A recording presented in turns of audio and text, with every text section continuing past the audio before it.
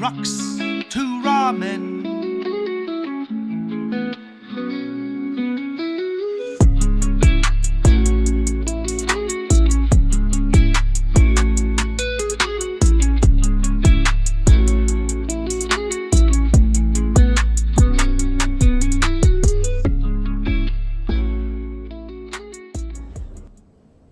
It's not bad. Thank you, man. I agree. That's the best intro I've seen in my life as well. Yeah, and we're also doing this.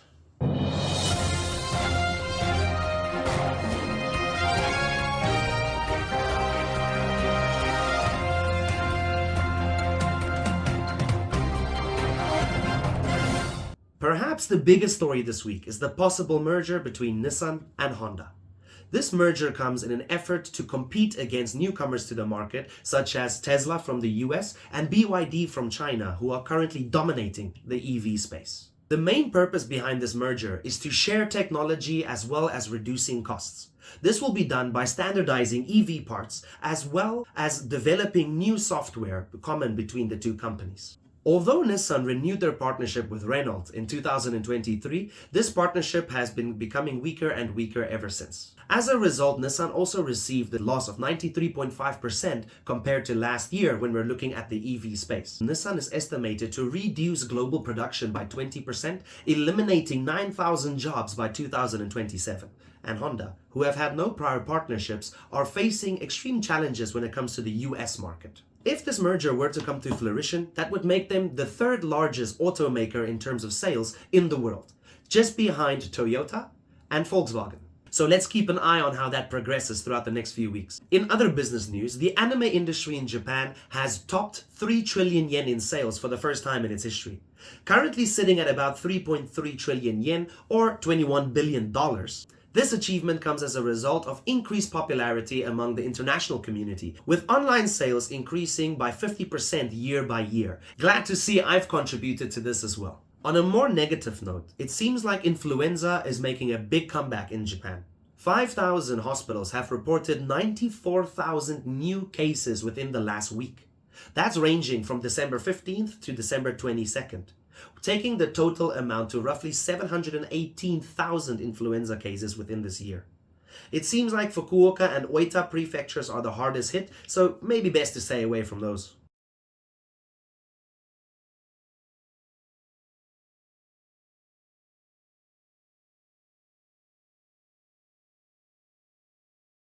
Say hi to the world, Joe. Thanks for joining me today. So, only this camera? Yeah, that camera, yeah. Oh, okay. Yeah. Hello. I'm Joe. Don't patronize me like that, bro. Firstly, you know the whole world isn't watching. I've got like 4 viewers. That's Two of them are my other accounts, and the other one is my mom and dad. That's right. So thanks for that. Also, don't just do anything I say like blindly. No. Okay. But anyway, so thanks for joining me. My closest mate, Joe, here with me today. So, mate, I guess firstly, introduce yourself. Where do you come from? So I'm from California, NorCal, just a little bit north of San Francisco. I was living in Okayama starting in 2019, November, just before COVID. So that's where I met this guy. Me. Yes. You are such a... Hey, that's what it's supposed to be fun, bro. Such a... What's that small bird? Well, anyways. Yeah. Moved to Japan. Yeah. COVID, lived in Japan, lived in Okayama. Got tired of Okayama, COVID was over. Moved to Tokyo. 2022. It's now the end of 24. Time flies. Yeah, nice. But I think going back to that, so I'm coming like from SF in the States and everything. I personally moved here to find a better way of life. You and I often joke about South Africa's politics and stuff like that. What is that one we keep seeing? All the good stories. What is that phrase we said earlier as well? Every time I'm here. Yeah, each time I come here, I'm abused. Yeah. So yeah, I was coming here more finding a different way of life, I guess, in that sense, economically, professionally, all of that, finding a better situation for myself. But what brings you to Japan? Well, so for me, I graduated college with a Japanese language and international relations degree. And so then after working at an NGO for, I think it was 4 months or something, I said, okay, let's just live in Japan for a bit. This was before COVID. I had no idea. When was that then? That was 2019. 2019. Right. Yeah. So I think summer of 2019. I just Said, screw it, we'll do it with the language route. Got picked up by the Pink Rabbit. and the Pink Rabbit. And so that was the summer. I think I put it off as long as I could because there's a limitation on the When you get your pre-visa approval and the validity period between you get that pre-visa approval and then actually cashing it in for a residence card. Came here in the fall, got it stamped, started working. Yeah. But before you came, you visited Japan once or twice? Oh, twice, yeah. Twice, yeah. So once with my family back in 2010, and then I stayed for a month just before I started the Japanese program. I stayed for a month in Fukuoka. Small language / travel program. So. Fukuoka, legendary city, and you can get some real prime COVID over there.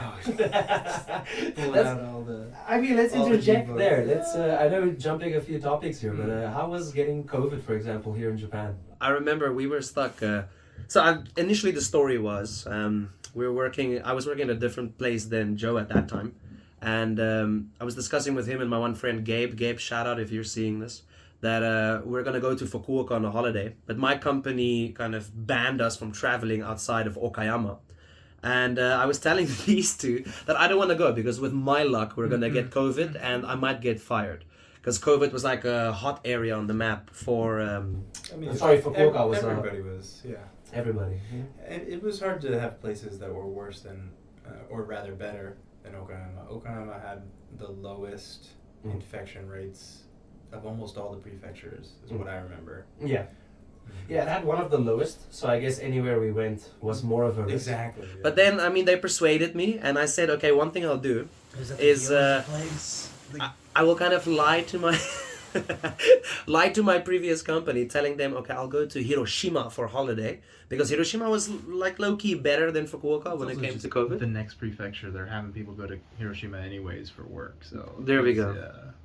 There's that as well. So we ended up going, ended up snapping like a picture, a little small video out of the Shinkansen, the bullet train of Hiroshima, just so I have some evidence that we went there. And we go to Fukuoka, and unfortunately I'm somebody that I live off energy and cannot quite contain myself at all times. So we see this nightclub, and to be fair, it's my own doing. They didn't want to go. Well, no, it was only me. I think Gabe was down for the nightclub. You were the only logical one, yeah? Before you ran down the stairs with a bottle of tequila. Different. Tequila Joe comes out to play every now and then. Everybody got a little wild, right? We go from, it looks like a big city with, 700,000 population, but it really ain't. Japan, that's small. Okayama. Okayama, because it's just very spread out. It wasn't the density of a real metropolitan area. And so then that's how we get into Fukuoka, and we're just like, whoa, what are these buildings? They're more than 10 stories tall. Like, what's going on? Yeah. And then you want to party when you see that. Yeah. So we end up going to the nightclub, and It was a good time. it was... we don't even know if it was that nightclub because it was a 4-day trip or something. It was a 4-day trip. 4 or 5 day trip. But we had like 2,000 people dancing. Well, maybe not 2,000. No but... way. Dude, that place was packed. It was packed, but it was not that big. It was, I don't know, 200 tops. I'm just saying, if you were going to get COVID, it's very likely to get it in there. So we That got... one of the other bars. There was the open air beer place. That beer festival. We met Mohammed. Oh, yeah. Well, whatever his name was. So we got the COVID, came back, and honestly, for me, it was like the best month of my life. I got paid by the government to stay home. They called me every day. The hospital called me every day to check if I'm still alive. And I'm just upset that I didn't have a PC at that time because I was just playing Apex on like my small TV screen. But basically for a month, you sneak out at night to maybe buy some cigarettes or something. But mostly you're inside. So that was my experience. Mm-hmm. How was having COVID for you, man? Well, I'd already quit the Nova So it. I mean, it was more of the same. I was just sick. Knocked off some of my plans, but yeah, it was just a few weeks of being very ill. Did you actually feel very ill? Yeah. I felt ill for like literally a few hours, man. I'm not gonna lie to you. Like when I walked to the clinic, I was like, yeah, this is definitely COVID, because I was like feeling wobbly. But after that, the next like morning, I already felt better. I mean, I don't remember it being exceptionally. Like my frame of reference for like the worst I've ever felt was when I ate some old leftovers in college, and so that time I got very serious food poisoning. And that was about 2 days. Like my skin changed hue a bit. And everyone's like, "Do you want to go to the hospital?" It's like, "No, I think I'll be fine," and just it was not fine. Felt like I was gonna die, and so. You can't quite compare to that. COVID was not like that. COVID was like a very serious cough. But I mean, I don't know. Stayed at home. Fluids, trying to sleep on time, all that stuff. More of the same. I guess like from what we saw in the news, and also of course you were talking to your family, I was talking to my family.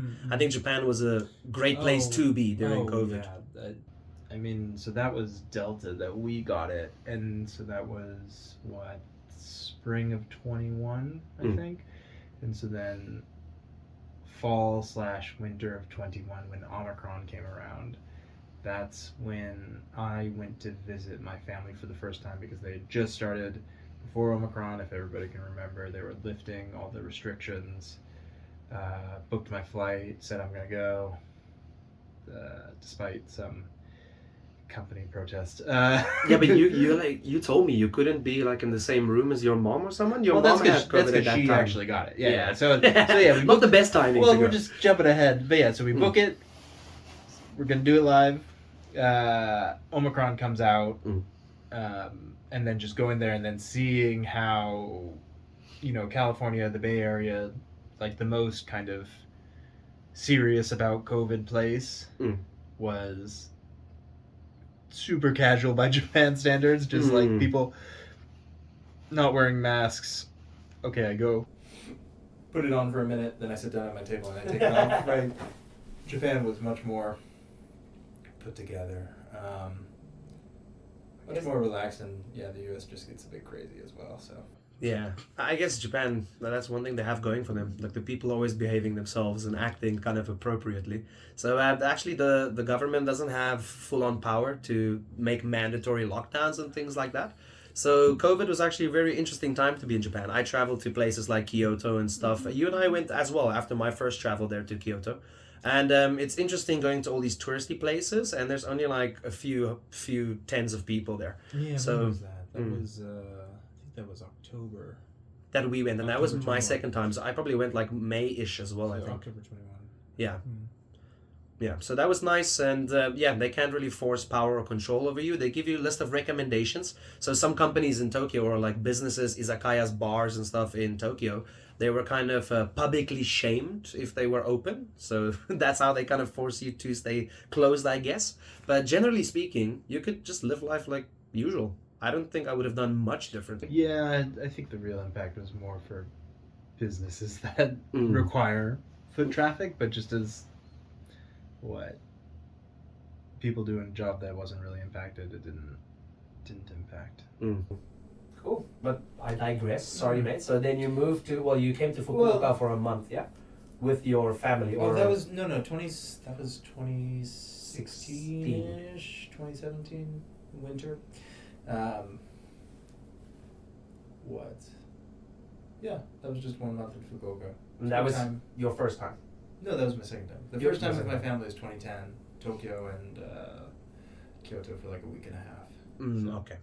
Then 2016 Fukuoka, and then you moved here 2019. So would you say your fascination with Japan is a result of you coming here in 2010, or were you already... No. I mean, there's the usual shit where it's like, oh yeah, Cartoon Network had anime on. Hey, as you saw from the news section, anime is booming. Anime, manga, all the usual shit. So that was like, oh, I'm gonna go there a bit. And so then that leading into a time when I was figuring out what I wanted to do in university, jumping between majors. I eventually took a language course, gave Japanese a try. Very interesting. As just sort of a puzzle, which sort of led down that track. Yeah.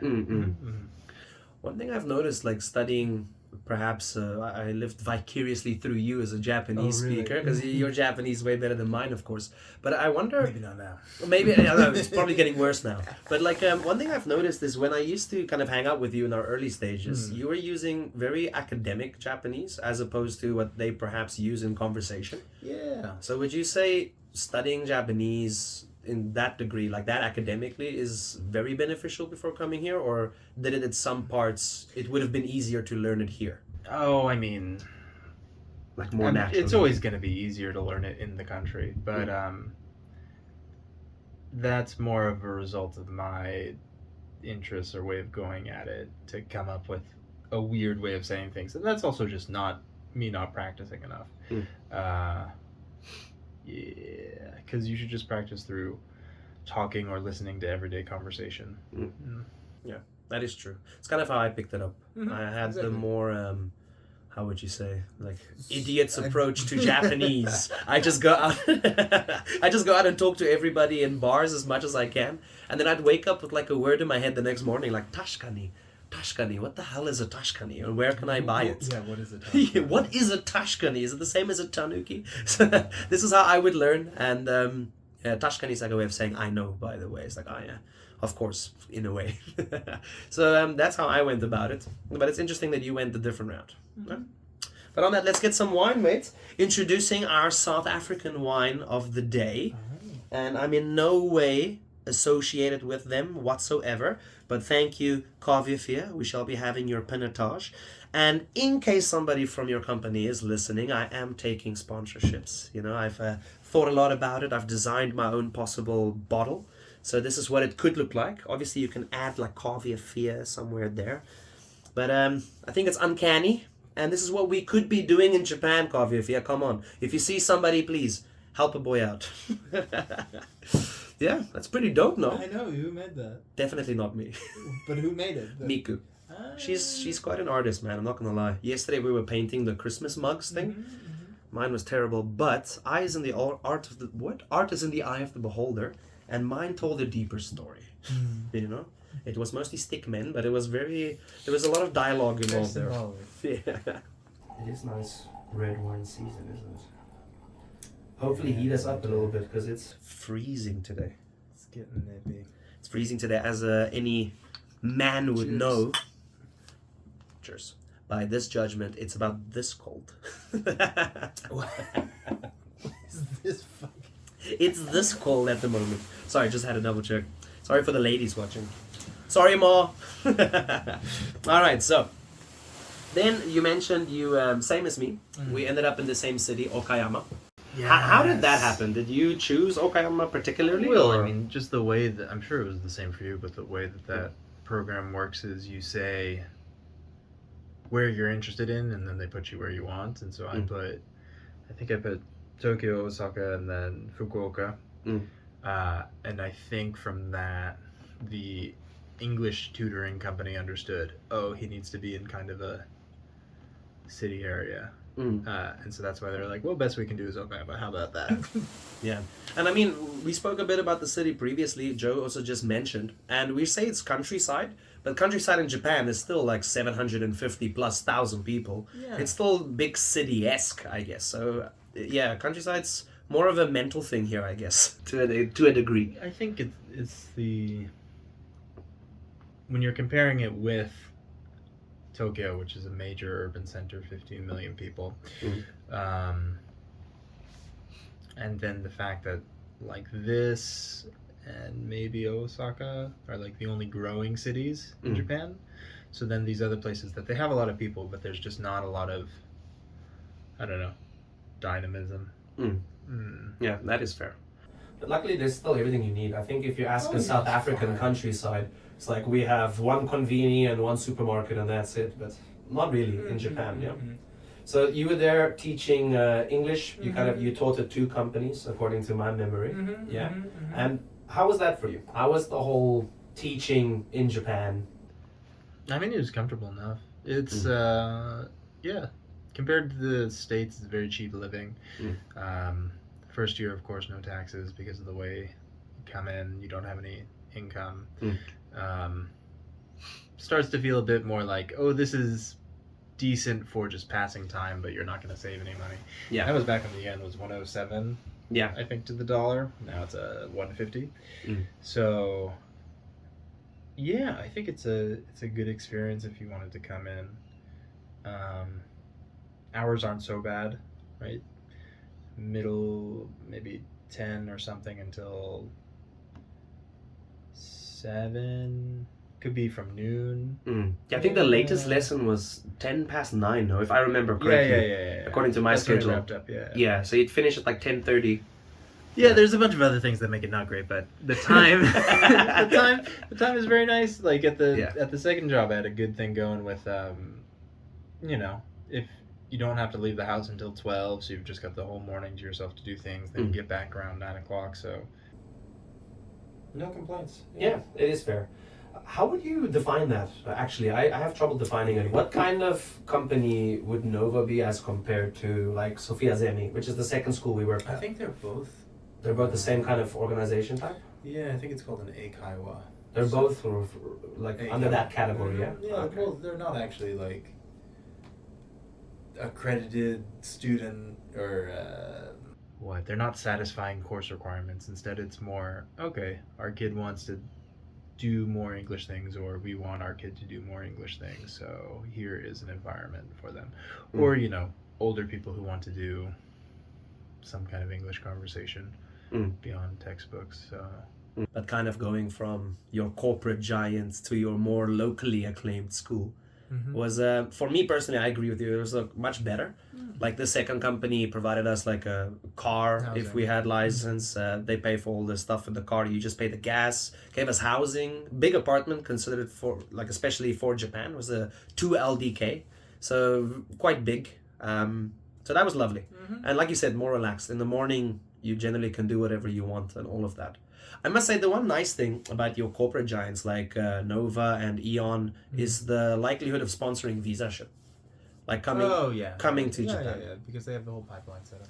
They do. Yeah. I mean, really, if we're talking about somebody who wants to live abroad just to teach English, I think it's Korea is the current one, or maybe, I don't know.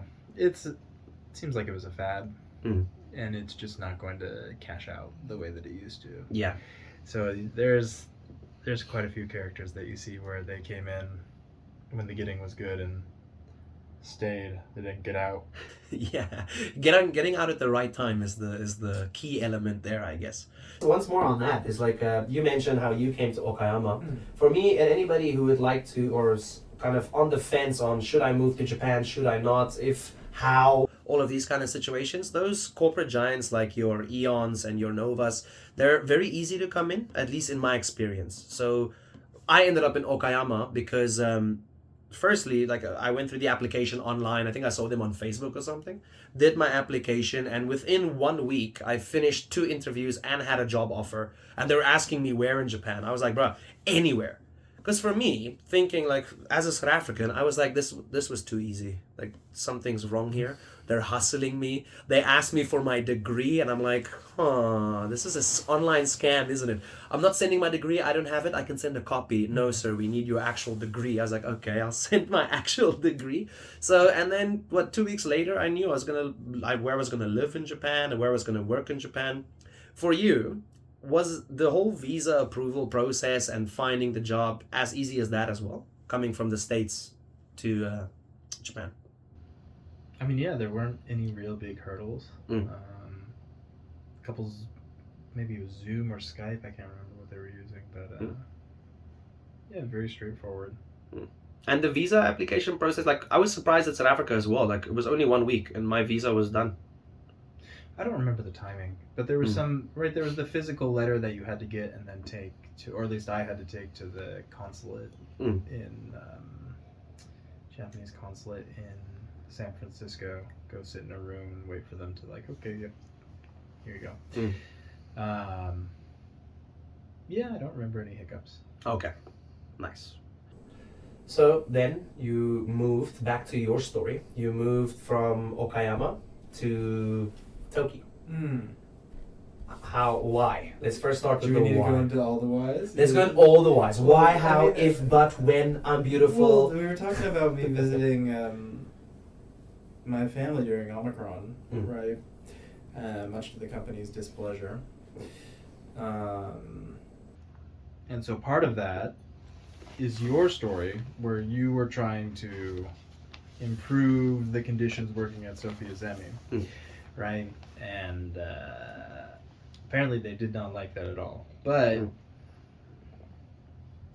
since it was uncertain whether or not I would come back because, COVID, all the uncertainty, part of that trip was me being like, if I just don't come back, that's also fine. We'll get my shit sent. If things don't work out and I just have to stay in the U.S., maybe that's not so bad. So you essentially had a nice backup, nonetheless, yeah. I mean, yeah, my backup is I get back home. Yeah, I get stuck staying at home. And so Hope the homeless are gone though. homeless. There's a big homeless community in SF, no? Well, yeah, but so I'm north of San Francisco, so Okay, so it's better. it's a big place. Yeah. But yeah, compared to Japan, there's no, or Japan really does not have a homelessness problem. I mean, yes, there Not are yet. homeless- I there- might add to the tally. Please hit like, share, comment. Shameless. Please, I Shameless. don't want to be under the homeless bridge in Shinjuku, bro. They exist, and it is a problem, but it's not at the same scale as San Francisco has. But anyways, so they didn't know whether or not I was coming back. I didn't know if I was coming back. Wild time. The 2021, 2022. And then as soon as he came back, Yeah. I lost my job. Yeah. They said that they were gonna, rehire you or something, but the contract was in the mail and it's taken a bit of time. Oh yeah, we'll give it to you. Don't make light of the situation, what- bro. what- You what- took bread out of my mouth. I You know, took the well, food out of my I mouth. know. I know. I didn't realize. Literally adding me to the homeless population, bro. I was living on this man's floor for like a week before I could move to Tokyo. Yeah, that was some shit. I thank you. I'm very grateful, what- nonetheless. So what was the yarn that they were spinning you? So what happened is when I looked at the stats, because the school we worked for, you do demo lessons, so technically sales for new students. So they come and they observe your lesson, and if you're good or if they like the lesson, they decide to then subscribe, sign on, all of that. And throughout the year, we were having quite a tough year, but like 90% of the students that I demonstrated, they all signed and joined on. 90% success rate. There we go. 90. I don't mean to stroke my own ego, but so 90% success rate there. And for listening from all the other teachers, there weren't many new signups. So I was like, look, I think I bring a lot to the table. And because I was quite successful, they helped me. Well, I was helping them start up a new school in Kurashiki at the time. And I don't know, even if in Western countries, I've never worked outside of Japan, so I don't really know. But I made the mistake of being like, hey, I think I bring more value to the table. So I see two paths. I would like to experience the city life, so I'd like to move to Tokyo in the future. But if you're willing to kind of increase my salary, but I think I asked for like Niman a month. Niman is how much in dollars? Well, What's that math? Now it's like 120. Yeah, it's like $120 a month extra that I was asking for. And in Japan, apparently that's a big no-no. If you're very valuable, don't think you are. No, I really think it's just the industry. Like, there's not a ton of margin. Yeah. Because with the subcontracting company I'm with now, that worked out. That didn't, it was a bit tense. But then we had to sit down and I explained, and they found a way to pay me more. So Yeah, I you really think I think it's just teaching and yeah, like they've been paying the same, or Nova to talk about the big one that has stats that have been paying the same since Like the early 2000s. Yeah, since So the cavemen value's picked going up up, the yeah. stone and rock for the first So time. like, I think there's just no budgeting for raises. and so that was kind of a thing. Maybe there's some That's kind of social dynamics going on with the manager, but yeah. I think it's more the social dynamic that backfired for me. Well, at least if there's no space for the increase, then I'm okay with that. I can kind of find resolve around that. I can understand that situation. But the mere act of me asking, and this was like, man, when was this? Like November. I think November, maybe late October. I asked for this kind of raise with my boss, and she said, I'll come back to you. Sure, we'll look into it. They looked into it, and they're like, okay, look, we cannot do that. But please don't move to Tokyo just yet. Yeah. We understand if you want to move in the future, but can you please, we beg you, stay for half a year at least. Can you plan to leave Okayama in like August of, when was that? 2022, I think? Yeah. Yeah, it was It was winter 21. Yeah, exactly. Winter 21. Yeah. So they asked me, please stay until like the end of the halfway through the next year, the following year. And I'm like, okay, I can do this. Shoot me the contract and I'll sign it and everything, because my contract was getting renewed. And I'll turn down these other offers that I have in Tokyo. I had other offers in Tokyo. I turned them down. I'm like, I'll commit to this place. It's a comfortable living too. And as it so happens that we went on holiday, it was Christmas, all of that. I spent like most of my savings, as Joe said, with English teaching, you can't really save that much. Spent most of my savings to spontaneously visit Japan on Christmas Day, and I come back and I'm at my house and I have this nightmare. I saw it in my dreams, bro. Well, it's because they kept on pushing off sending you the contract. Exactly, but not So really we were talking pushing about off. how that There was was weird. no conversation. It's not like I was asking and they weren't sending. It was more like I've noticed it wasn't in the mail, and I went to bed and I woke up and like, these guys aren't going to renew my contract. So that did happen. I emailed them the next morning, like with a cold sweat, like they're not going to renew my contract. Sends me the email back. Yeah, actually, we've decided not to renew your contract. It coincidentally the timing was perfectly when he also said, okay, I'll work for you guys, I'm coming back. No, that wasn't it. It was that Was it not? No, the trigger was not me saying I would continue working, because I didn't have a contract renewal. Instead, it was me confirming You're actually coming back from the I States. landed. Yeah, okay. And I got through the, what's it called? Through the COVID. what the fuck is it called? Immigration. Quarantine type shit, no? Yeah, well, so basically I landed. And then it was a hellish 2-something hours. At least. It's probably longer. Going through all the stuff. Processing. And then getting in a bus and being taken to one of the APA hotels that got converted into quarantine centers, and then I got set up. And then I sent an email saying like, hey, you wanted to know that I got back in the country. Yep, I'm just in quarantine now, but I'm landed and I'm through immigration. And the second you send that email, they let me go, bro. Basically, yeah. It was like the next day. Basically, It was like the next day. Yeah, they saw the email and then they said, great. But now remember, we mentioned this place provided our housing, provided a vehicle, which is, just an added bonus. So essentially, what this meant is I woke up like a few days after Christmas and realized, shit, in 2 weeks I have like no place to live anymore. Like I have no place to live. I have no job lined up. I'm trying to move to Tokyo. So we lived in the same building naturally. So I kind of got rid of some stuff. I was boxing it. And I lied to them that I was moving out. Well, I did move out, but I just moved upstairs into his house. And he was like generous enough. Well, But I so- mean, I'm a blessing to have around. Like, what was it? It was 1 or 2 weeks before your contract ended. Yeah. So And then I pushed them to add like 2 more weeks. So they were like, hey, you need to leave. I was like, no, I'm not leaving in 2 weeks, bro. and that's the wild thing, because if they're releasing you, if they're ending the contract, right, you've got a month or something to figure it out. But they really dropped it on you. So Yeah. Well, thanks to you, I'm still here, bro. Oh, yeah. Thank you. I was a very polite house guest. I know that. Yeah. Please sing my praises. Come on, give me a compliment, bro. Well, you did. Look me in the eye. You did smoke inside that one time, and I said, "Hey." I did not smoke I inside. caught There's you. no proof. caught I was you. half on the balcony, half inside. I never smoked inside. I was Chum. all about the 100%. Just close the door. Anyways, it was fine. With It friends worked- like this, who needs enemies, it worked man? out in the end. Just look at his hair. Like, Yeah, you really it's let very yourself messy. go, bro. Yeah. But nonetheless, thanks, man. Thanks, I appreciate that. And then yeah, so lived off his floor for 2 weeks. Came to Tokyo, had a suihanki, which is a rice cooker, that I cooked some rice in, and that was all my food for about 2 weeks. And then I realized, okay, 2 teaspoons of rice is not gonna cut it.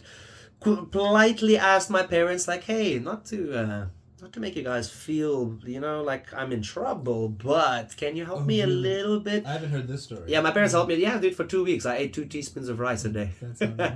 Yeah, But you know what? I'm here nonetheless, in one piece. If you can think it and you can dream it, you can achieve it. I see. You like that? Oh yeah. You like that? Isn't that from some movie already? I think. Fuck, I don't know. I'm Just mention the name so I don't get copyright I'm getting strike. flashbacks of Oh, fuck, Nam? no, what is that fucking movie?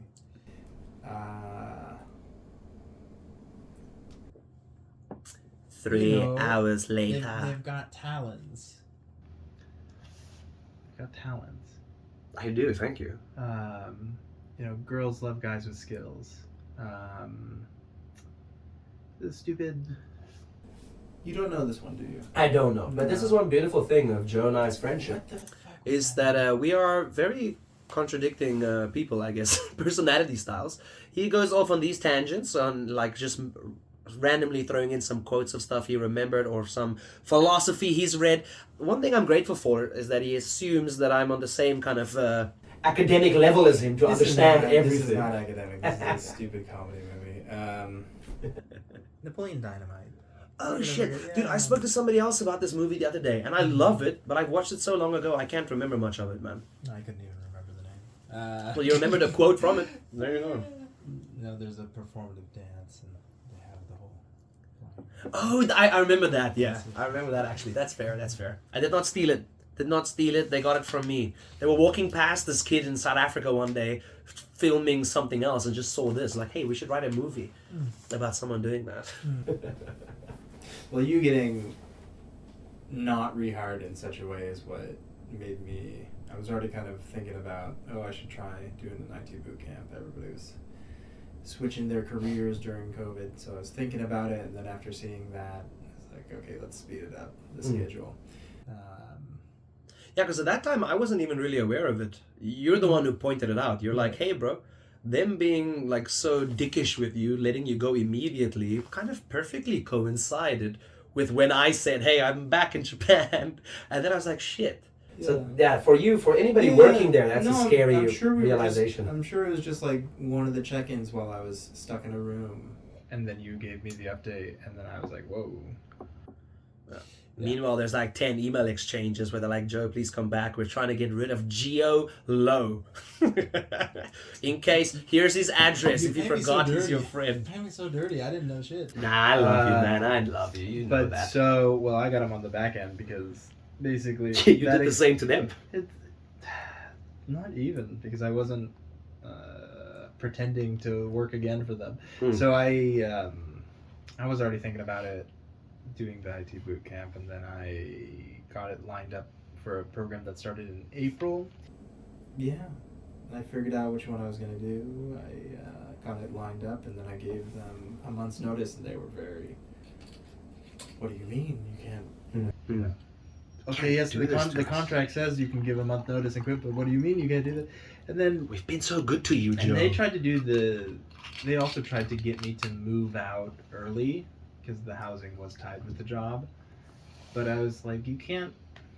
I have all this shit planned out for like when I send it, etc., etc.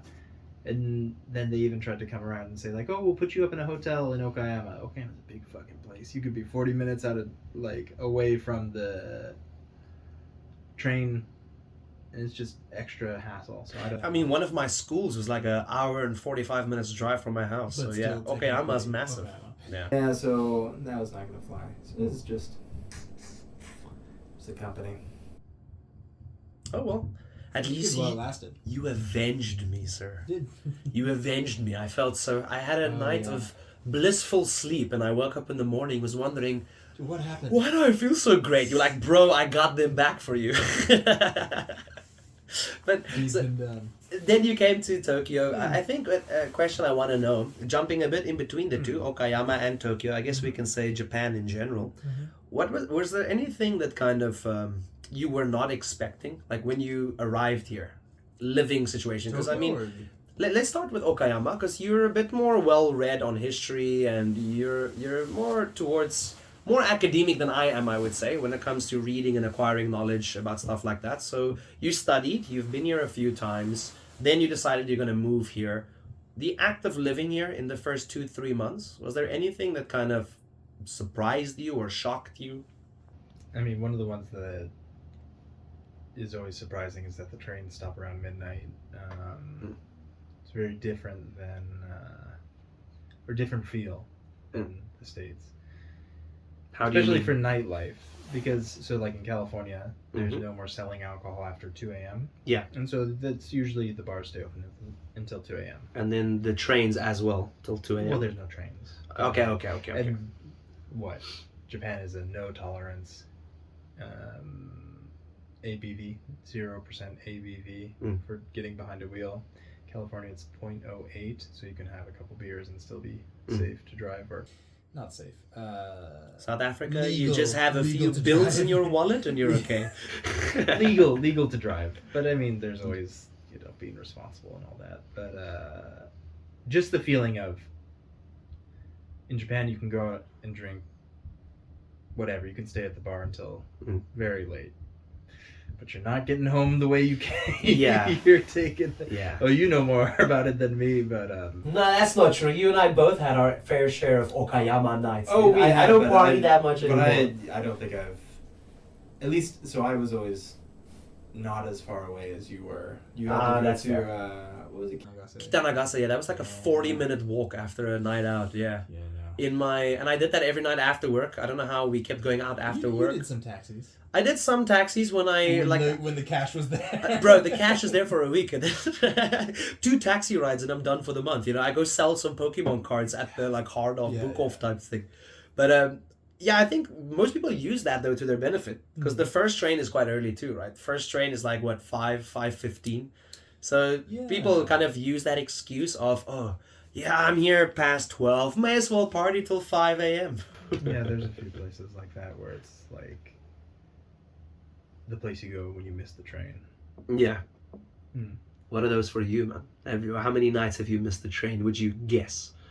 10, 20, 100? Definitely like 5 times. 5 times. And And I was always, I there like- for 95% of those Well, 5 times? well, wait. So the times that I had to stay out and not go home, yeah, it's 5 times. I'm sure I missed the train, but I was always like a 20-minute walk. So I was much more in the realm of this is reasonable Yeah.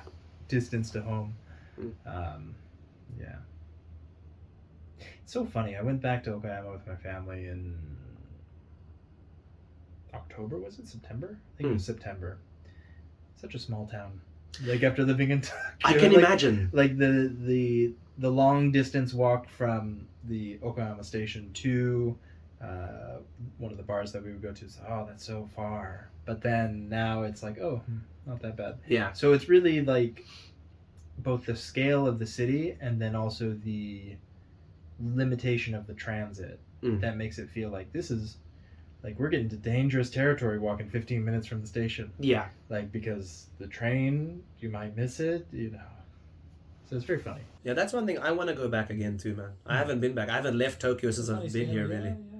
So I'd love to go. I mean, my mom wants to see it really badly as well. She wants to see the roots of where her son first laid his footprints on the sands of Japan, Osaka. Oh, yeah, that's actually fair, man. Osaka was my first. Osaka was wild. The first thing I did.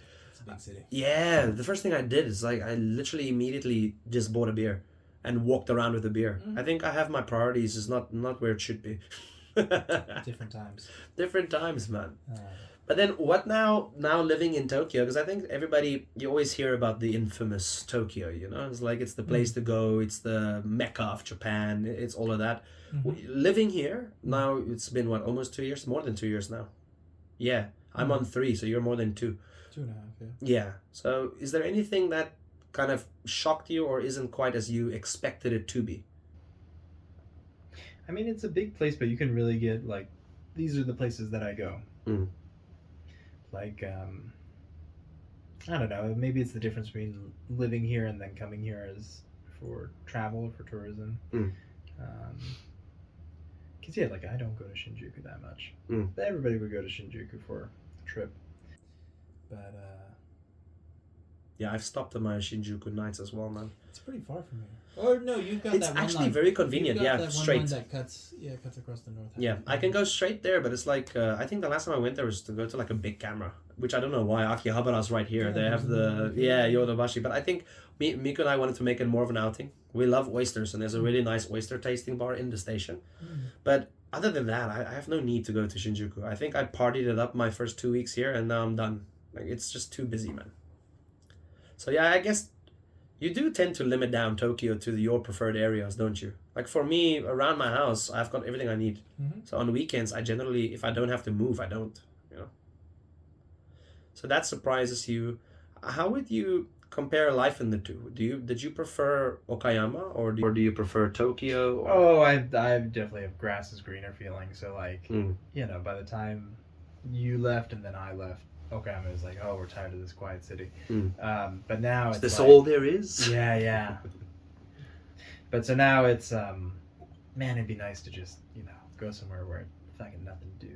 Yeah, I guess that's what Tokyo does. I'm often curious because I feel exactly the same as you. I'm curious how long it's gonna take me to like feel the opposite as soon as I live in Okayama. Is it like a 1 month? Oh, for me, my number's on like 3 months. Ah. Just, you know, rent a cheap place for 3 months, get the PC set up, a few other amenities, just have a quiet life. It'd be good. It seems really appealing, man. After living in Tokyo. Yeah. I generally saw myself as I like where it's busy kind of guy, but Tokyo quickly killed that. It can be too busy. Yeah, it can be way too busy. If I don't have to get on a train, I'm not getting on a train. Well, yeah, like I don't know. My girlfriend and I had a bit of a, not argument, but a dispute about it where, like, I think it's great that there's all this public transit and it's very reliable, very accessible, and you don't need a car to pay for or worry about or take care of to go anywhere. Whereas in California, it was always like okay, I'm going to go visit my friends. Okay, I need to take this car. Okay, I need to find parking for this car. Is this street going to get cleaned tomorrow? Am I going to get a $70 ticket? Yeah. All this kind of shit. So I'm very happy that that's not the case here. But, so I see those positives. But there are definitely the negatives where, like just coming here, so I had a pretty simple train route to your place. So there's a red line. After one station on the express train, switch over to a yellow line. Gray line. Stay on that one for a long time. But so the express... you come through Ningyochone. Yeah. So the express train on the red line, and it was like, what time was it when I finally left my house? Maybe 11:35 that I got on the train, 11:40. And so the next train was an express train. I could have also taken a local because it would only be 2 stops. Take the express train. It is packed. Sunday, middle of the day. Yeah, and it's still still like like sardines. It's still There was like a fight to like, okay, this door that I was standing at to get on the train, it's not happening. So we're just gonna walk over here to this other just so that I can take this train. Yeah. So it's a lot of people. It is. It gets to you eventually. How I've never really asked you. Like how densely populated is SF, or at least the area. I mean, SF San that you're Francisco is pretty densely populated. Where I'm from, like San Rafael, that's more residential, suburban. So, yeah. If you had to guess, how many people? What do you mean? Like in your area? Oh, I mean, it's a bunch of small cities that are in the tens of thousand, but like they're regular is a funny word. The subdivisions are much smaller than what it would be in Japan because part of Japan's whole thing is like to keep, I don't know, regional governments working at a certain scale. They keep on squishing together this this place that used to be a city and this place that used to be a city. Mm. Well, now we don't have enough, so now we're just gonna. That was one thing that's fascinating to me. Is like in Japan, one of my first like interesting thoughts when I was in Okayama is that in South Africa, if you're moving to a new place or from one city to another city, there's generally empty space in between the two. Oh yeah. Where here you're walking and there's just let's say just skyscrapers, and now this skyscraper is actually in this city, and the skyscraper right next to it is actually on the other city. I mean, so crossing those lines for me was quite interesting. I imagine it's like the boroughs in New York where. I mean, they're just different subdivisions, but yeah. And no regrets so far about Japan and Tokyo and everything? It's been good. I mean, I've told you before, I'm thinking about moving back to the States for a bit. Career progression, make some U.S. money, all that stuff. But no, Japan's nice. Very comfortable place. Before we get into that topic, actually moving out, I'm curious to hear your thoughts about why and all of that. Maybe for somebody looking to come here. Why someone like you after 6 years? 5 years. 5 and a bit. Yeah, you and I are only 2 months apart, man. Yeah, so I came November 19, and so now it's December. Yeah, okay. So after 5 years, why move back home? So we'll touch that a bit later. I first wanted to ask you, so now in Tokyo, you actually no longer teach. And I think in Japan, unfortunately, if you're limited with Japanese, there's not very many options to choose from to professionally pursue, I guess. And you have one quite interesting one to me. So what do you do now? How did you start doing that? So I'm in IT operations. I talked about doing an IT bootcamp before. That was for Python and some AI stuff. But when I actually found a job, it was more DevOps. So you've got an application running somewhere. How do you keep that application running and serviced and monitored?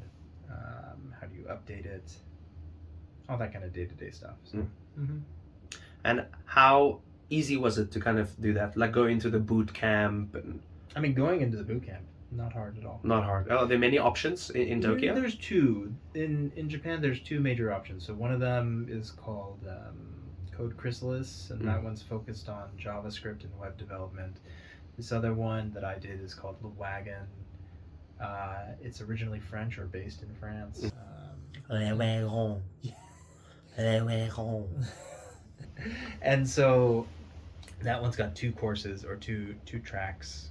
One of them's a web dev one, and then the other one is this AI, machine learning, Python course.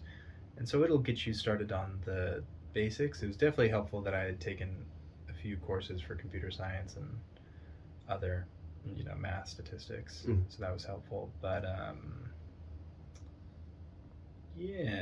so started on that. In the course, there's a bit of containerization using Docker. And so that's how, while I was just sort of applying for anything to work at, that was the hard part, actually. I hate applying for jobs, but I'm sure that's a very common experience. Yeah, the majority of the people feel the same. There's a few people who do like it. And there was one guy in the season that I did at spring to summer 22 who was pivoting from recruiting. And so that person had everything, at least from what I heard, people talking about it, he had it all lined up where here's the course, I've already applied, the course finishes, okay, and now I'm working on my new job. So that person, they already had that skill set. But I think most people would be like me where... You're trying to build the skill set first and then find the job. No, I mean the applying for a job skill set. I think most people are like me where do I begin? It's just a fucking chore. Yeah. Self-selling. But yeah, so in that application process got pivoted more towards DevOps. And how do you find, I don't expect you to mention your company name, I don't know how much of this shit's kind of private or whatever, but how do you find being in that line of work? It's much more rewarding than English teaching. I mean, there's some good parts, but I mean rewarding as a career. So, So yeah, the English teaching was, the relationship that you make with the kids or the students. It's very nice, very fun. I I'm remembering now in one stupid exercise where you're practicing your colors and your animals at the same time, and you say, I have this, I have a turtle, I have a green turtle or something, and then somehow I got tricked into saying I had a purple tiger, and so then yeah. Well, so then I put the work together of like, okay, I'm going to figure out how to use GIMP and the image editing software, and then I'm going to take a picture of myself, and I'm going to put this purple tiger here, and then I'm going to print it out at the convenience store, and then kids, look, see, I wasn't lying, I got a purple tiger. Some of them thought it was real funny. I still remember though one of them, I had a bit of maybe doubt, like did I go too far, because they were like really excited at first, and then they realized like, oh, it's fake. It's like tomorrow the news channel is there like trying to interview the guy with the purple tiger. The other way that the kid at first was so, this is real, there are purple tigers, and then maybe 10 minutes later just looking at the photos like, no, this is fake. And it was like a real coming of age moment of this person, they lied to me, they tricked me. I now understand lying and how it can affect people negatively, Mom. yeah, so It's about time to learn, son. yeah. Anyway, so as a career, Very interesting. Much more stimulating. Better long-term prospects than teaching English. Yeah, it's good. I think an important point to note here as well is that we come from, as we mentioned, a Kaiwa style teaching, I guess, where you're not really that focused on academics per se. It's like you're focusing on teaching basic language ability. So I have some people here that are like, what can I say, more professional teachers, I guess, like accredited. But accredited, there we go. Accredited teachers. Thank you, Joe. Always just know how to finish my idea, thought. We're supposed to say sentences. You see, we just don't see eye to eye most of the time, but it's okay. We kind of complement each other very well. So yeah, actual teachers here, I mean, you can still chase your profession. We're in no way trying to beat down on teaching, but if you're coming here simply as you don't have education in teaching people and you're just looking to kind of teach the basic usage of the language, your lifestyle isn't going to be as luxurious as you might imagine. So yeah, I can see how your current line of work leads to many more future opportunities, leads to actually long-term growth, and probably mentally just more satisfying for someone like you as well, who's kind of always been curious about obtaining new information and kind of learning languages, because coding and that essentially is a language from what I gather from you. So yeah, definitely have a look at that if you guys are interested in that kind of stuff. But interesting topic I want to more move on to now is, I don't know how anybody would want to date you, or me for that matter, but we both have two Japanese ladies, and I'm curious, how is it being in a relationship with a Japanese lady? Is there big kind of cultural nuances? Like, how is that situation for you?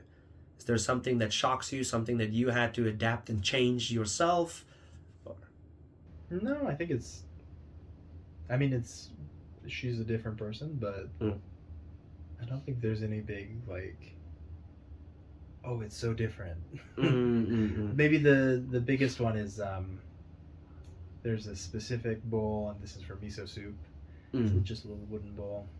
But for me, that's a good size bowl for husks, pistachio shells. Yeah, so I was using it for pistachio shells, and she's like, what?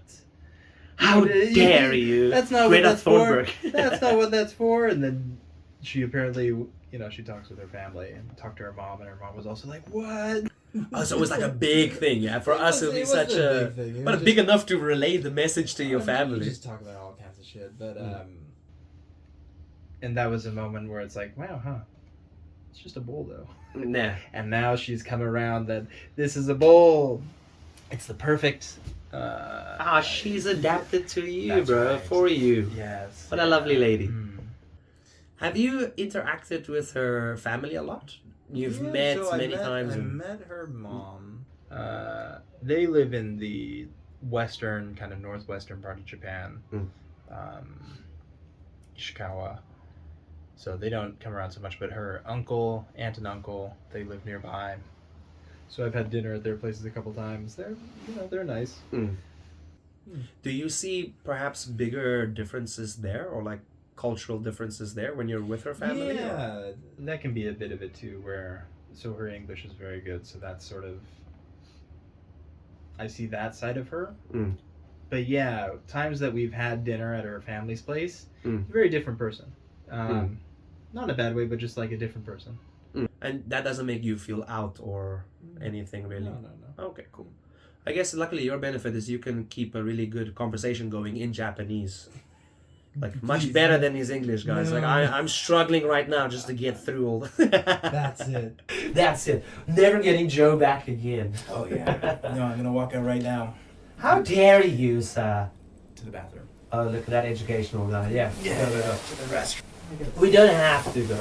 Unless if you want to, you can dive into it. No, I think people have heard enough shit about Okayama today. Okayama's a great place. We've had some wild nights there. We've seen some arsonists, probably, most likely. What's the word I'm looking for? Insurance purposes. No, before you're allegedly burning their own shops down for insurance purposes, which happened to be our favorite We place. still need to go to the one that they opened in Tokyo. Around the time that Oh, that's right, dude. That's the reason why we assume that there's insurance fraud involved. Because it burned down, he moved to a different Well, that location, they, and they like- opened up. Well, no, they were opening it, and then it's like, well, I don't want to do business in Okayama anymore. How are we Yeah. gonna get rid of this place? Okay. So yeah, you gave your opinion of what it's like dating a Japanese girl or anything. I think one question I want to ask there, did you have to like change anything of yourself, like maybe compromise on something that you liked in order to adapt into a relationship with a Japanese girl, or not so much? I don't think so. I don't. Yeah, I think. No, I think it comes and goes for when somebody has a complaint about the other person. Mm. So recently, she's in between jobs, switching from. Fun employed. Well, yeah, she is currently unemployed. She switched from a subcontracting role to a direct hire, and so while she's been unemployed, her sleep schedule has shifted later, Mm. and so that's been my recent complaint about, come on. But that's Don't just say- yeah, okay. yeah. But like, yeah, easy shit like that. There's nothing. That's cool, I man. don't. I guess I see more. One example I can clearly think of is I see more kind of cultural differences, perhaps, when I'm with her family, which is why I asked you the family question as well. Is that I don't know, my dad, I guess, Paul, if you're watching this, I love you. But my dad and my mom, one beautiful thing about the relationship, for some people it might seem weird, but they're very affectionate in public as well. Yeah? So, I mean, I grew up with my dad always complimenting my mom and every now and then give a little tap on the bum or something. Like this was nothing new in my household. Whereas Miku is very more internationally inclined, but yet when we visit her home, there's like no physical contact between me and her. It's like I always joke with her where I'm like walking, and when we're close to the house, I just hold her pinky like this because I'm like, well, very minimum contact. So there is a bit of that. Otherwise, I think you find the person that, luckily for both of us, I mean, we're gems, so maybe they found us. We didn't so much find them. But you find the person that kind of adapts to how you are. And I think from the times I've hung out with you and your girlfriend, I don't know if she wants her name mentioned here, but the times I've hung out with you, it seems like you found your match. And for me, I found my match. I found my crazy person. I'm crazy at times, but she's definitely kind of a front leader when it comes to that corporate drive and things, which is really admirable. But so people at work don't know her quite as well as I do. Hopefully for anybody in a relationship. Don't laugh at me, okay? I'm trying here. Your pee break fucked my rhythm up, okay? Shit. But yeah, so that was one thing that was different to me. So I think another thing I saw was actually in kind of prior relations and also hearing from the people around. One thing I thought very interesting is that generally more domestic orientated, if that's a word, I don't want to categorize people, but Japanese girls tend to not really introduce boyfriends to families at an early stage, because then it's like, oh, you're very serious, you have the intention of marrying. Whereas from my South African perspective, it's like I would meet a girl like yesterday and we're maybe thinking, hey, let's try a fling, and I'll still introduce her to my parents next weekend if there's a party or something. Yeah, here's the person I'm hanging out with. Exactly, and here that doesn't happen. And a funny story happened in one of my prior relationships is that I was actually at a restaurant with this person, and we then been dating for 7 months, 8 months maybe. And we were at a restaurant and we're eating shabu shabu, which is like a hot pot type thing, whatever. And I never knew. Like when it ended, this young lady came up to us and handed us like pancakes. And I'm sitting there and I'm like, oh shit, this is part of the menu. Like, this is part of the service. We're getting free dessert. And she's like, no, it's my sister. And I'm like, what do you mean it's your sister? She's like, yeah, my sister and mom has been sitting like in the back of the restaurant for the last, since we've been here. Yeah, this story. You've been getting spied on by... I was spied on by the family because I cannot be introduced to the family because then it's too serious. So they set me up in a restaurant, and I only knew after we were done eating that her family was staring at me from the back. Well, not staring, but observing me from the back like some fucking lion watching a gazelle strolling down the Serengeti, dude. It's like... It was weird to me. It was really weird. It's definitely weird. I felt a bit violated. I think I was a bit rude to her as well. I was like, man, in my culture, I need to stand up and greet your parents with respect, introduce myself. I don't know. I don't think it has anything to do with culture. It's just You think it was a case-specific thing? I think it's just weird. Yeah. If I could just say hello. So, I don't know. don't quote me there, guys. It might not be a cultural thing. Maybe I just had something weird going on. Yeah, wouldn't be the first time. It wouldn't be the first time. Nah, wouldn't be the first time. You've seen the best and the worst of me, man. I mean, luckily, you're very much an enforcer at times, too. Yeah, the time I went cosplaying. Like, yeah, that was good. What the fuck? I wasn't going to do it. I chickened out. And then Joe, of all people... You put all this work in. Yeah, I did put the work in. Man, I dropped... What was that? It was like almost 10 kgs in a month I dropped. It's weird how I commit. I commit to something and then I'm like, okay, a month and it's done. So I'm hoping with this podcast, I'll stick on it for longer, let it grow slowly. I'll be patient. Yeah. Consistency is the real thing. It is. To get meta is like the podcaster shows that do best.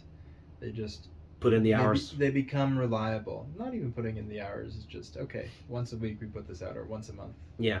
Once every 2 weeks. This thing happens. So. Well, that's why I feel grateful for people like you who's willing to be here. I mean, I know, like I said to you outside, I feel somewhat pretentious inviting someone to my house for a podcast, But nonetheless, I've started to realize with the materials I'm reading, I'm trying to kind of deep delve into life and meaning and philosophy and all that. And I'm always obsessed with the outcome. So in the past, before I upload this, I would be like, okay, tomorrow, 1.6 million views, come on. Life's changed immediately, and that's all I want. And it's not going to happen, and I'll be sad. But now I'm more like, what value can I gain from the process? So even if this podcast doesn't necessarily flourish into something, I still try and analyze the skills I can take away from it. I'm improving my listening skills. I'm improving my communication skills. I'm improving kind of thinking on the spot, thinking in front of a camera, actually having the courage to put it out there, knowing that some people are going to look at it and laugh. If I get more than 4 views, maybe the 5th viewer will laugh and be like, what the fuck is this bullshit? But it's like I'm facing that now and I'm actually appreciating that a bit more. So don't get me wrong. I do want this to succeed. I'd like to make this my job. Like, share, please. Coffee Afia. Wine in Japan, it could look like this, bro. But all of that, yeah. But still, it's more about the process. So thank you very much for being here. And then just quickly, a couple more questions to wrap us up before we do our wasabi challenge. Is I asked you how if you had to change to fit into the relationship with a Japanese girl. Do you think America Joe versus Japan Joe, is that guy the same guy, or have you changed a lot in that time? I think it's the same guy. It's the same guy. Yeah. Cool.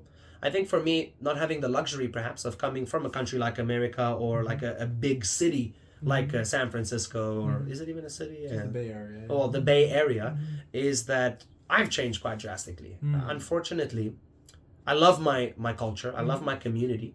But the general consensus around the Afrikaans community is that we very much remain in our bubble.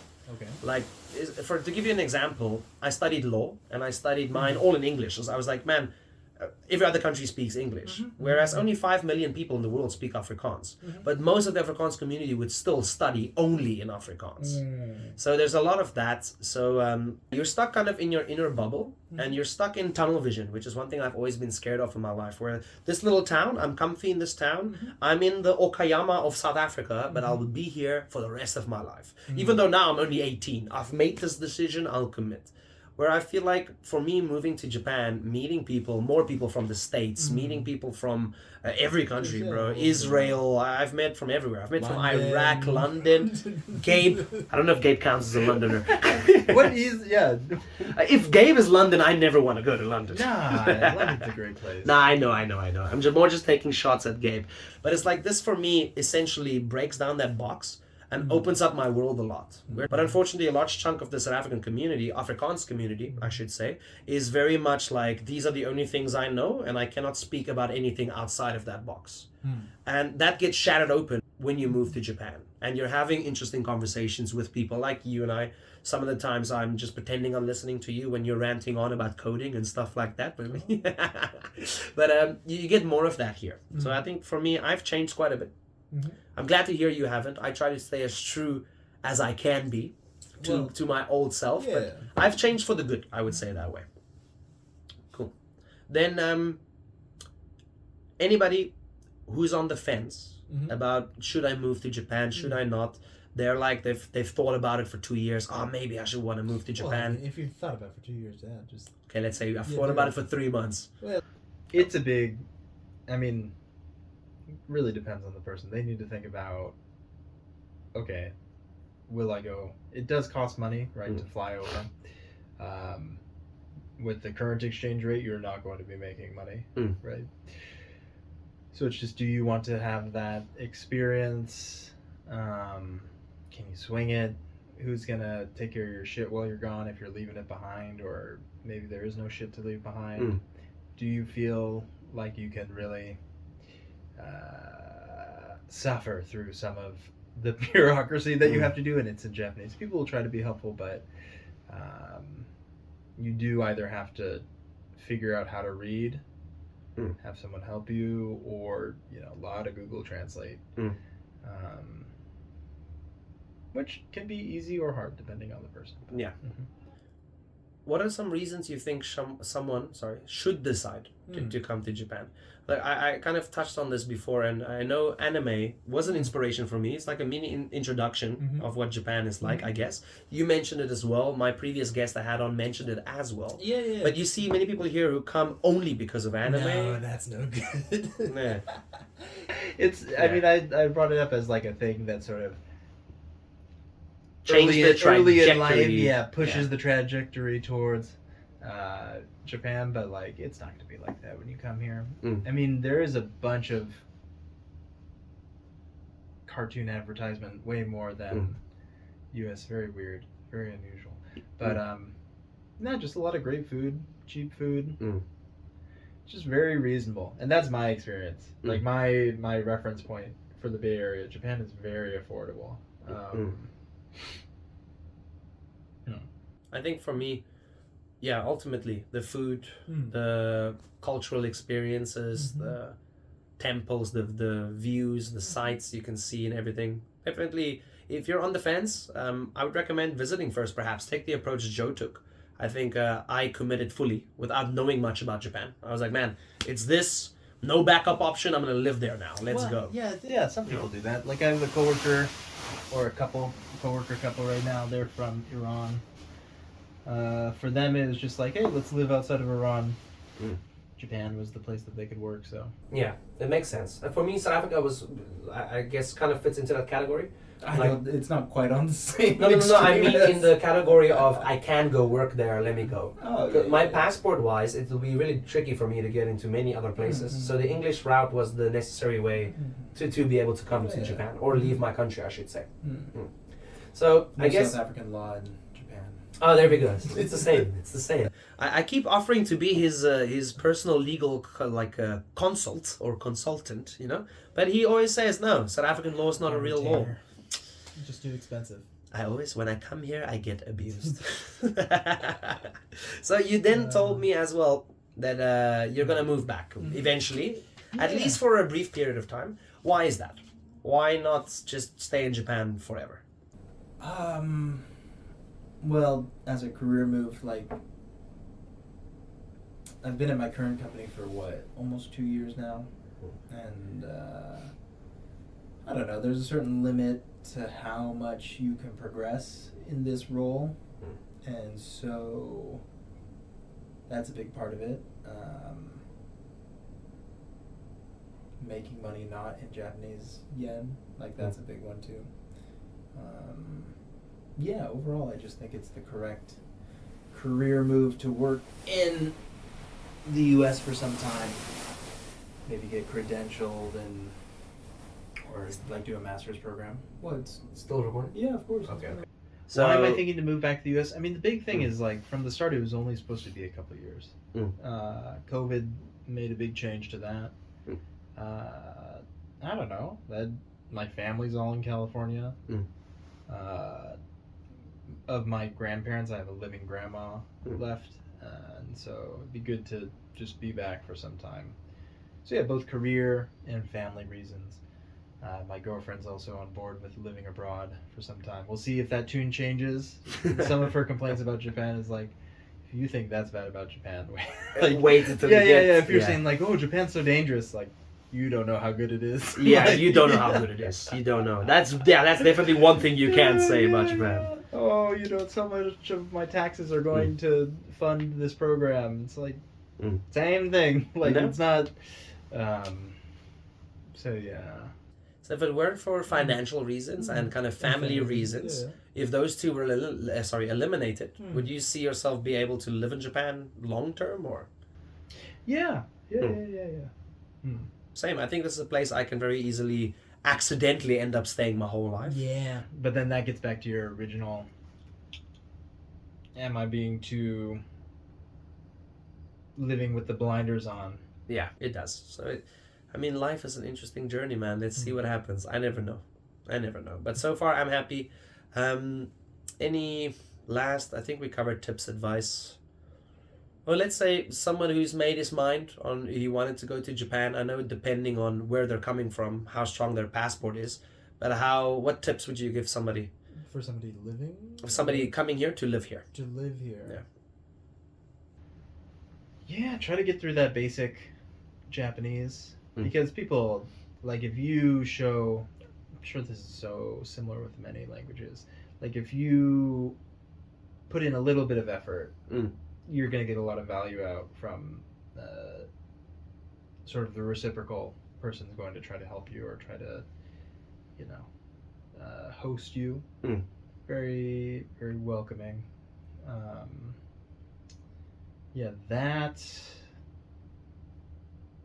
Trying to think if there's anything other than language. I think it's just mostly get yourself accustomed to the language a bit before. Well, not even get accustomed. Just like, try. Get down the basics. This is my name. This is where I live. This is what I do. All that stuff. Okay.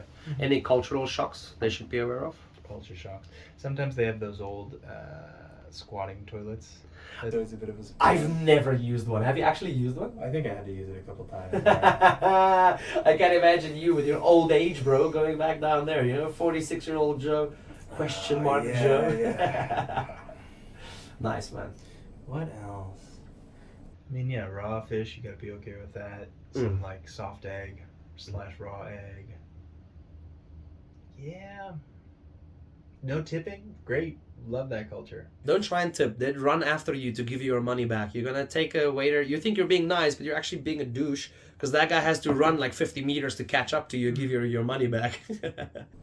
I don't know. Don't talk on the train. Oh, that's a big one. Yeah, that's a big one. You don't like that so much, but yeah, there's definitely a like. Yeah, because I mess it up sometimes. And this is a public space, and so we're going to all, this train is crowded enough. We don't need to have a conversation right now. It's also it feels very weird. Talking with another foreigner, but then all of a sudden we go into this space and then we observe like, okay, now we take out our phones and we stop talking. Or if we keep talking, then we go into this very low voice. But that is interesting to me as well. It's a weird dynamic. Like I've become the kind of guy where it's dead silent in those trains. So I know when I'm having a good time, I've had a few beers, I take my beer onto the train with me and I carry on partying, and I'm not like obnoxious, but obviously I do have a loud voice in any case. So I'm talking on the train and then I'm like, why are these people so sensitive about it? Then I sit on the train and everything's quiet and I'm on my way to work on a different day and somebody's talking and I'm like, what an idiot. It's fucking 8:30. Yeah, shut up. How dare you talk on the train? So yeah, that's definitely something to get used to, I think. I think final thing I want to wrap up, because I'm busy studying the human condition, if you will. Is there anything you've learned from our friendship? Like on a deep, either psychological level, on a humanistic level? I mean, I can't articulate anything, nothing that big or profound. But yeah, just the example of going for something rather than being reserved all the time. Yeah. Nice. I think what I've learned is that, how can I also put this, like you said, more profoundly? But is it not profound? Yeah, but you were looking for profound in your brain. You just couldn't get that. I had it, but now I don't know how to word it. For me, it's like differences is what make people beautiful. And I think I learned that specifically through our friendship, in the sense that I think you can agree, we're both really opposite people. Like I said, I put you, and I don't do this with many people, but I put you in the family category. Oh, thank you. Yes, you're fucking welcome. Yeah. Owe me a monthly subscription fee. Yeah. Next time you're out of a house, hey family. Hey family, I'm living on your floor for a week, okay? But it's like, and what I mean by that is we're so different. I've heard some people in, for example, Okayama. There was I don't know who it was, I can't remember, but they were like, "How are you two so close? It doesn't make sense." Because you and I are quite, in many ways, the opposite kind of personality style. Yeah. If we were to relate to what we just said, if we were on a train, you'd be the quiet guy and I'd be the loud guy next to you. I mean, there's something common. Like, we both too much into Dota. Oh, it must be Dota. I think that's sort of, that's not the thing, but that is sort of the commonality that makes us both interested in this thing that we can super hyper focus on is at least that's one touchstone where social behavior aside, it's very fun to click on those creeps and then a little bit of gold. It is, but I mean, you and I played Dota together for a week, bro. Luckily we definitely played more than that. It was maybe 2 weeks. I remember just being frustrated and angry with you the whole time because you offered to boost my account. That's right. How dare you, bro? And I was dominating you in those matches. You should never carry again in your life. Okay. All you can carry is a broomstick, bro. And fly away. Do your abracadabra shit. Do they even have that neutral item anymore? They don't. I think at the point, maybe as well, is that I think we have the same underlying values and morals. I think that's where a big part of it connects. So I'm fully comfortable just being my weird ass goofy self because I know nonetheless, man, you've got my back and you'd be yourself in a way that I don't associate with. I'm like, well, that's just Joe. And I think that's what, if two people can understand that, if more people in the world can understand that, we'd all live in a happier place, I guess, Yeah, world peace. World peace. All right. Let's get on to the challenge, bro. Let's have the wasabi. Ouch! Takoyaki roulette. Welcome to Takoyaki Roulette, where we will be making 3 pieces of takoyaki, otherwise known as octopus balls. The catch, however, is that one is entirely filled with wasabi. We should be in for a burn. All right, sir. So, you need to tell me who's going first. I'll go first. You go first? I'll go first. Okay. Good luck to you, sir. So do people... May you choose wisely. I'm gonna go for the top right.